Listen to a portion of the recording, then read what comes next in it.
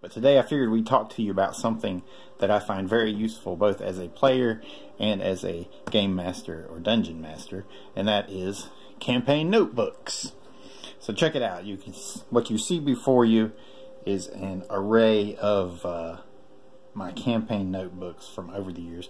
This is not all of them, and some of them are retired, some are actually still in use, and I'm sure there will be more to come. But if you've never used campaign notebooks, they can be a great boon to you in both playing your game and in running a game. I'm going to talk about them kind of in this order, from players to dungeon master last, so that way if you want to tune out by the time the GM stuff comes up, you can do that. But if you're a dungeon master, you'll probably find some of the player stuff useful as well. First, let's just show you a few of them. This is for my primary character, Brother Finn, actually. Currently level 21, playing in a mythic campaign set in Ravenloft, using Pathfinder rules. So this is high level play, and yeah, break that down a little bit more later. Another campaign I'm currently playing in, my first prestige class in Return of the Rune Lords, and Iron Gods, obviously. So those are notebooks that I use as a player, either in the past or currently. And on this side we have some of my GM campaign notebooks. That's one for Strange Eons. There's Freeing Nethys. Oops, don't hit the camera. There's my current Rise of the Drow campaign notebook. Set that one to the side. There is what I used to just call my old Mythic Galarian campaign, or just Mythic game, because there weren't too many Mythic campaigns around back when I started that one. And there's my now retired Emerald Spire campaign notebook. But we'll get to the DM stuff. Let's talk about the player notebooks first. So you see here, I'm actually playing all three of these games. You know, they always go at different rates, so to speak. You know, our Ravenloft campaign hasn't been able to meet in several months because of the pandemic. I mean, we play at the local comic book shop, Hit Point Hobbies, down in Aberdeen. So, hoping that will resume sooner rather than later. Iron Gods would play virtually, but this notebook is interesting because it actually spans several campaigns. Because I've played Iron Gods, this actually makes the third time I've played it, but I also ran book 1 at one point too, so I have like 4 different relationships with the Iron Gods adventure or campaign. And then this one is my Return of the Rune Lords campaign notebook for my character Evard the Bard. Da-da-da. He's actually an Arneson minstrel, and he just turned Eldritch Knight a couple sessions ago.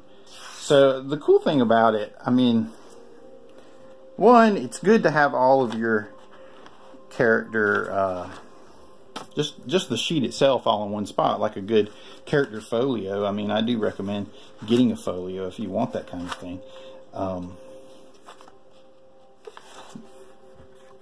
This uses the Hero Lab template, so Hero Lab, you know, sets it out the way you want. You get a nice little picture there and everything there. So if I'm playing, I can either, if I'm at home in front of my computer, I can opt to use Hero Lab on my PC, or if I don't feel like messing with Hero Lab and I just want to stay focused on the gameplay, I can use a pencil and just make all my character notes right here on the page, so to speak. You know, the old-fashioned way. It's the way you would do it. Now, the fun thing about you know, Hero Lab is you can get it to print out all of your abilities, you know, feats and magic spells and all kinds of stuff. Magic item qualities and different things. You'll have to just pause on these pages. There's no point in, like, belaboring the point too much when it's just a bunch of information and data for the particular character. There you can see the gear. You know, if you get something new, you write it on there. I've actually probably got more notes in Brother Finn's notebook for that, but here you can see.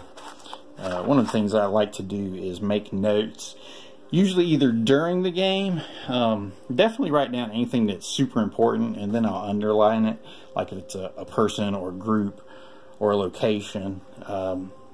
My personal shorthand is to underline names, and then for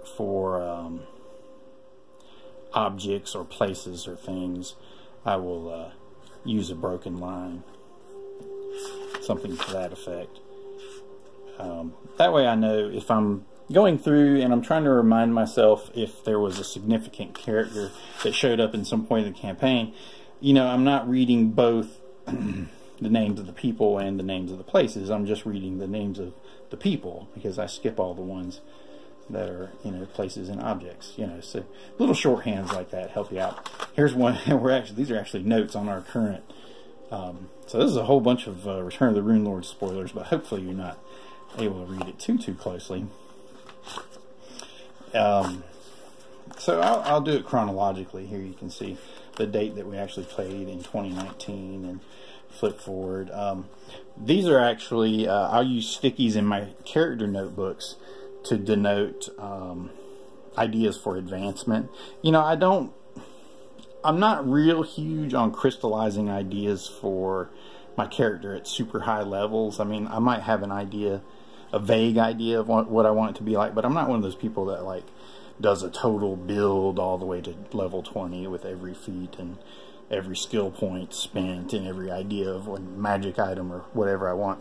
Because, you know, realistically, characters always grow and evolve, and they change in ways that you don't expect. And Evard is a great example of that. Well, I like to think all of my characters are, but definitely the long-term ones are, because he started just as a standard bard, but as an Arrow Song Minstrel. And Arrow Song Minstrel is a really fun archetype if you're not familiar with it. I suggest looking it up. But then he wound up dipping one level into Swashbuckler because of something that happened during the adventure, which is something I totally didn't expect. But it had kind of a synergy with his build, because he already had a high dexterity score. Swashbucklers need good dexterity. So it made sense for him to kind of dip into it. And then recently he just was able to expand into his prestige class, which is as an Eldritch Knight, which is pretty awesome. And I did not see that coming at all. And you'll also see one thing back here. I'll have things like this, like I added information pages on the Rune Lords, because we're obviously playing Return of the Rune Lords. Now mind you, these are notes from Shattered Star, which I have run part of, but that's the point. This is the trilogy in that particular, you know, the third part in that particular Rune Lords trilogy. So you're supposed to have foreknowledge of the Rune Lords to a certain extent, so there's nothing in there that's really a spoiler for that campaign. So here is Iron Gods, which is a lot of fun. I say that about all the games that I'm playing, because obviously it's a campaign I'm interested in, or character build I'm interested in, or having a lot of fun with, and I just try to enjoy myself. So anyway, here's Gunther Scarred Face. He's my half-orc Hallet gunslinger from Torch in Numeria, if you know anything about Numeria and Torch. He was actually orphaned, you know, being a half-orc. He's the result of unfortunate union of an orc and a human female. He was found wandering, bloody and naked, in from the wastelands of Numeria at the edges of the town of Torch, and raised by the local owner of the junkyard there. But anyway, so he's a gunslinger. And gunslingers are super fun, especially if you can get a hold of a revolver. And I made sure when I made this character that he got a revolver. And revolvers are fun, because that means you can make lots and lots of shots.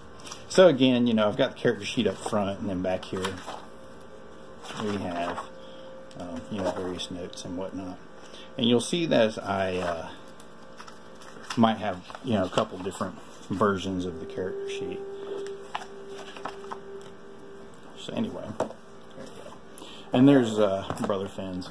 Now this one you'll see a lot more note taking because we play this in the back of the store, right? So I might write on both a blank page just for the current, you know, just the current kind of scenario that we're going through, because we're actually in the middle of a huge battle right now. So this represents, you know, everything that he's doing in that battle, you know, where his hit points are, where the hit points of his animal companion currently are, you know, what spells he has in effect, all that kind of stuff. And over here, obviously, the character sheet. And this is one where I generally will just print one sheet out for each level, and then as they level up, I'll handwrite things in, and then when I update it in Hero Lab, I'll print it out for the next level when he levels again, which is going to be quite a while. I was surprised that he actually leveled up to 21, to be quite honest with you. And there I've written out some spell descriptions of my own because I ran out of ink for my printer at home. Iron Gods. Okay, so let's talk about GM notebooks a little bit because I don't have much time left. So here's my current one for Rise of the Drow. You can see here I've got a blank page to use for characters in the party. I just need to go through and fill these in. That way I'll have a general idea of what their saves and you know, main attacks and defenses and all those kind of things are. So I can do secret rolls like perception and things like that. Excuse me, talking so much my mouth is getting dry. You can see over here on the left hand side, I port this over to all of my main campaign notebooks, and it has skill uses from 101 new skill uses, and also secrets of combat maneuvers, expanded fear rules from Horror Adventures published by Paizo. You've got psychological combat rules right here. That way I've got kind of a shorthand for all of those DCs. It's almost like an extension of you know, the Dungeon Master screen. So anyway, so I flip past where I've got pages for my party, and you get here to the campaign overview, and this is fun. I recommend getting an adventure planner of some sort. I got the Lewis J. Porter Productions, what's the name of it? LJP Productions campaign notebook, and I just print out the ones that I find useful. And I like this because it gives you a space here for published PDFs or source books, and you can put down the main books that you use to start the campaign. If there are any changes that you make to the setting, and it's a good way to help maintain a continuity and stuff. And here, now this is funny. Now normally with a campaign I'll have a lot of additional adventures written out or chosen even already at the stage, but since this is a mega adventure path on its own, Rise of the Drow, that's essentially the only adventure that we're going to run. Although I did just complete a Kickstarter for a campaign setting called Tehuatl, which is based in Mesoamerican mythology. So it's going to make a really good analog for Arcadia in our Galarian-based campaign. So I'm really looking forward to that. It's going to be a lot of fun. So anyway, so there you see house rules, members of the party, that sort of stuff. Okay, can't show too much right there. Now, Emerald Spire we've actually retired. So one thing about campaign notebooks, you'll notice that they all have nifty artwork or something that fits into the theme. Here you can see the Emerald Spire campaign notebook is nice and green, the way it should be. And that's actually pieces from two different art sources. I purchased the physical maps as well as, you know, the virtual stuff. So that's the cover to the map collection back there. But I cut out an ad from one of the modules, I think, where they had an ad for Ultimate Campaign. published by Paizo. And here it is, take charge of your game.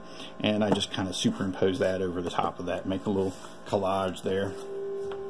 So here, this is what I find most useful as a GM here, is being able to take notes, specifically notes on characters, on plot ideas, on anything pretty much.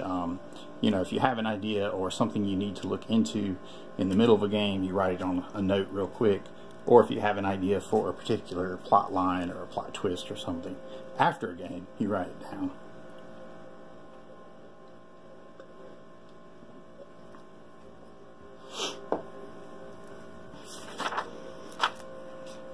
And again, here you see, even as GM, I'll keep notes on the course of the adventure. And this can be really useful.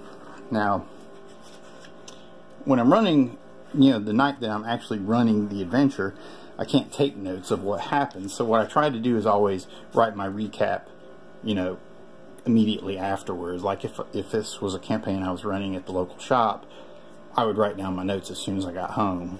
So usually what I do is I'll have my dinner, or yeah, just be ready to finish up for the night, and I'll get out my notebook and write down whatever ideas I have.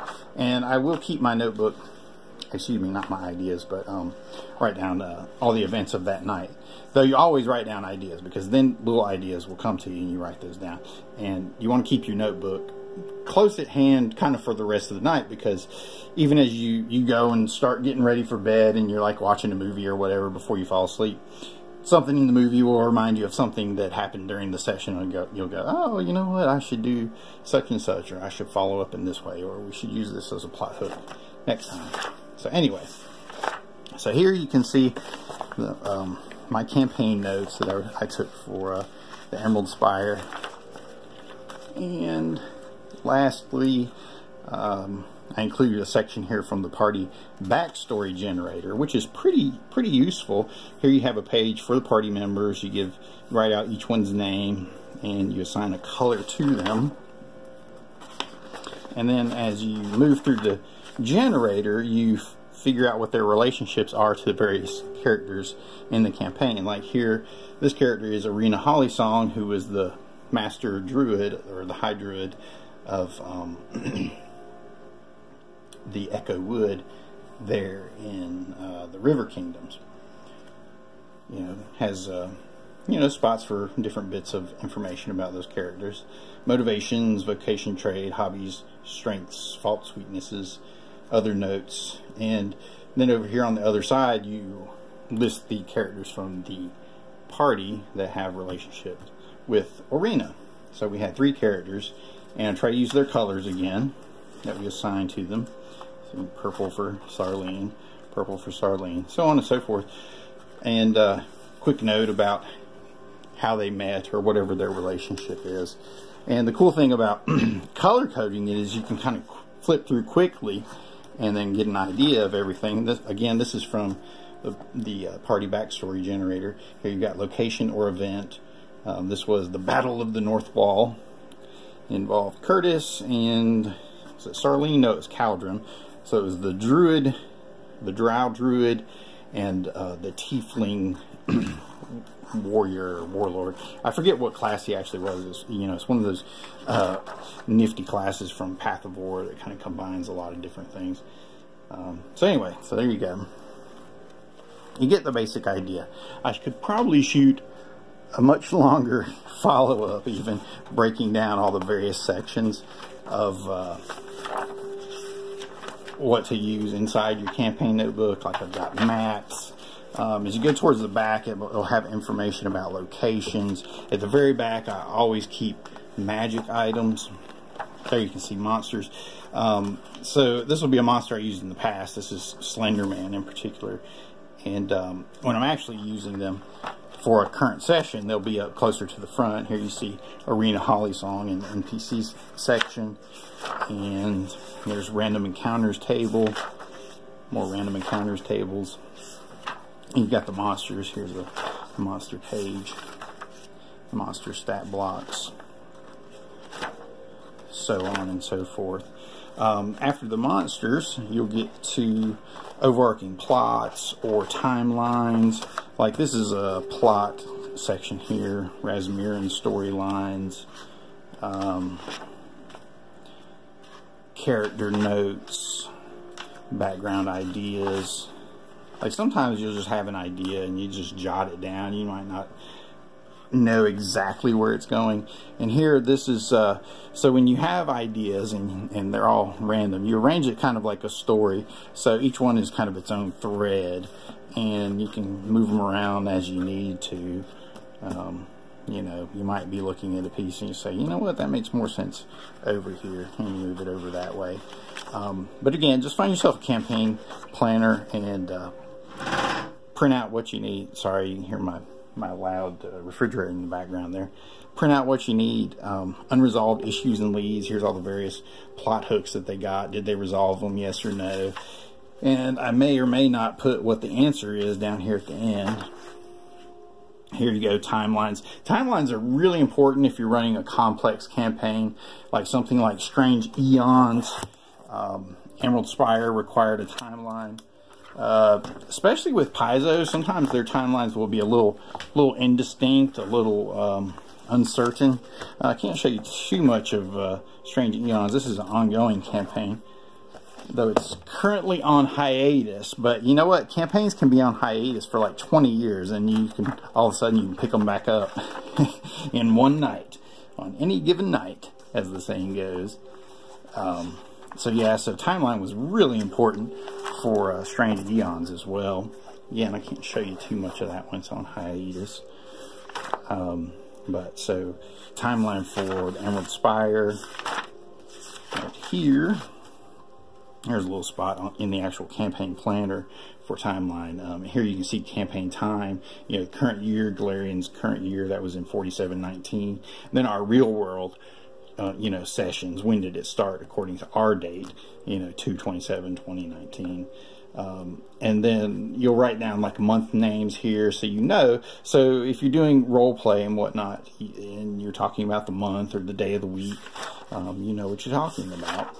There's also a section for economics, like what's the gold standard that you're using. Here in the Emerald Spire, they're using the Cheliax standard. So copper piece is known as a pinch, silver piece is known as a shield. It's all these little things that can kind of give you, you know, a real fun texture to your campaign. Recent campaign events, campaign holidays here, written down leap day. Because this actually started on... I think we were actually playing on Leap Day, or no, it was darn close, 2/27. We were 2 days away from it, but we went ahead and the characters played their way across Leap Day, so it was pretty neat. We incorporated it into the campaign itself, and again, those are things that you use to texture your campaign. You can have a lot of fun with it. So anyway, this has gone on far too long. Nobody ever watches it this far anyway, but here's a list of taverns, shops and marketplaces in the area, more shops and marketplaces. Here you'll see what I do with the marketplaces. The number is their number on the map, and then there might even be a page number hidden in here, like TK page 18, that's Thornkeep page 18. Tells me where I can go to if I need more information. Here's more monsters from the Emerald Spire back here, by the way. Let's see what they are before we close this out. So there's the Slender Man. That was pretty spooky. I always do scary stuff for Halloween, which Halloween is coming up. I might have to think of something for Rise of the Drow. But man, this campaign has already got a lot of action of its own going on in it, so not a whole lot of room for detours. Anyway, that's the only one that has nice artwork. So there you go. Oh yeah, do something on the edges too, and the backs if you want to. You know, I try to make them keepers. This one actually wound up getting something on the side even. You know, I'll use pieces from, like, this is from the Pawn set. You can see, whoops, let me line that up a little better. Sorry. This is from the Pawn set. You can see, I'll just cut the logo off of the, you know, the cover of the package that it came in. That sort of thing. Here's my old Mythic campaign. That's from an old Doom Patrol cover. But I had 2 copies of that comic book, so I thought, you know what, I'm just going to cut that off. But this campaign had, like, you know, weird Lovecraftian Cthulhu-y monsters. And I just cut the Rise of the Rune Lords logo off of the Pawn set again. So, there you go. And there's Freeing Nethys, which is a Midgard-based campaign. Now, that's actually the back of the Freeing Nethys adventure itself, but the module is super out of print and impossible to find. And even I couldn't find it, which is saying something. And there's Return of the Rune Lords. I actually used artwork from Shattered Star. I mean, they're all connected anyway, right? Now, well, we'll wrap it up with the last one, Rise of the Drow. There we got a big Pathfinder on the side of it.